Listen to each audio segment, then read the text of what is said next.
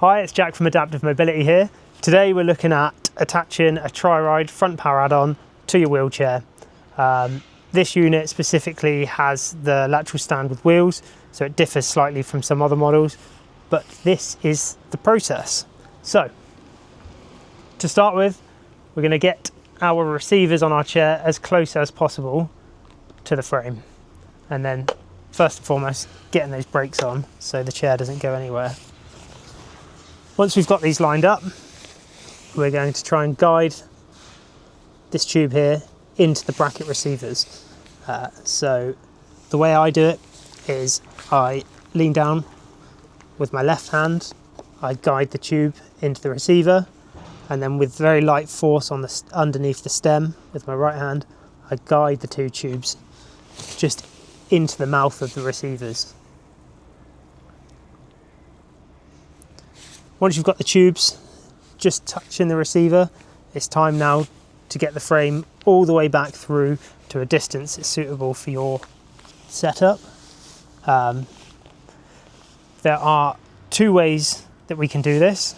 One of them is underneath the handlebars with a gentle upwards lift and pulling it back in. You can do it like this. Personally, I struggle with that method because I've got a fairly high thoracic injury, so I struggle with balance. So the way that I do it is I put my hand under the stem here and very, very lightly lift up and pull the unit in. It is really important that you do this step very, very lightly. What a lot of people we find that haven't used one of these do is lift up really hard and then get it jammed like this. As soon as you go too far or the unit goes out of square, it goes skew, it goes off and then it's bound and you're going to really, really struggle. So you need to be really, really light, just a tiny lift until you feel no resistance and then just let it slide in like that. Once we've got it at a good point, we're going to tighten up the brackets.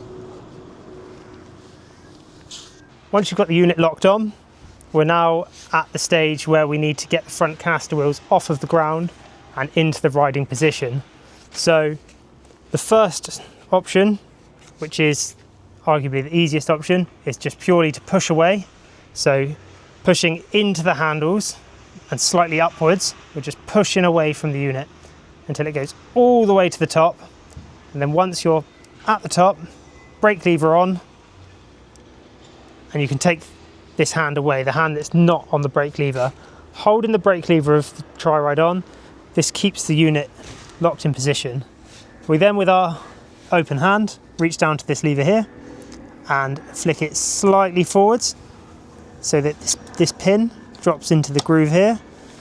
The pin can sometimes get sort of stuck halfway almost, so it's always really good just to shake the bars back and forth and you'll see that pin drop in.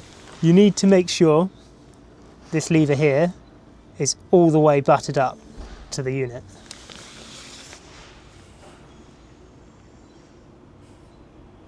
So it's also worth noting that if you can't get the brake lever for any reason, the other option is when you push up to load to turn the bars 90 degrees, and that's also going to lock you in the upright position and allow you to hands-free pull that little lever and get it locked in. So up and brake or up and turn amounts to the same thing.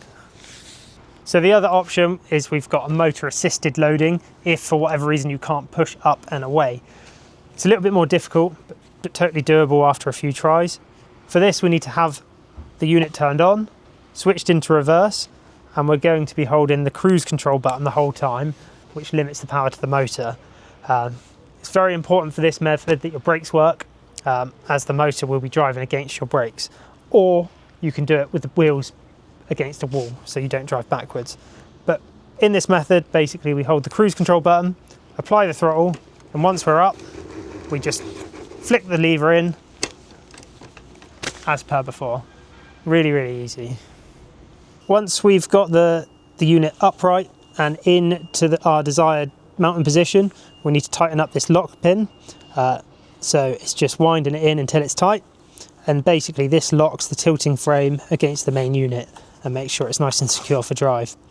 So removal is pretty much the reversal of installation, but we'll run through it now anyway. So first job is just backing off this lock bolt. Half a turn is plenty, it really doesn't need a lot at all. And then we're going to move on to the main bolt that holds the unit up.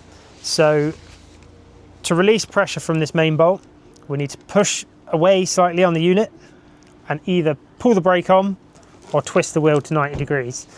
It amounts to the same thing. So I'll push away, brake on, with the wheelchair brakes on. This lever here is now very, very easy for me to just twist towards me, out, and then as I let the brake off slowly, the unit comes down nicely. So it's a nice controlled descent on the brake. Once we got to that point and the unit's down on the ground, it's purely a case of just undoing these clamps. 1, 2, and then my way of doing it is just slightly under the stem again, very, very slight lift, and drop it down. Easy. So that's how to load and unload the Triride from the front of the wheelchair. The most important point with this is just being gentle. As soon as you start trying to wrench or trying to do it too quickly, it's just going to bind up. It's not going to be your friend. So nice and gentle and you won't have any problems. Cheers.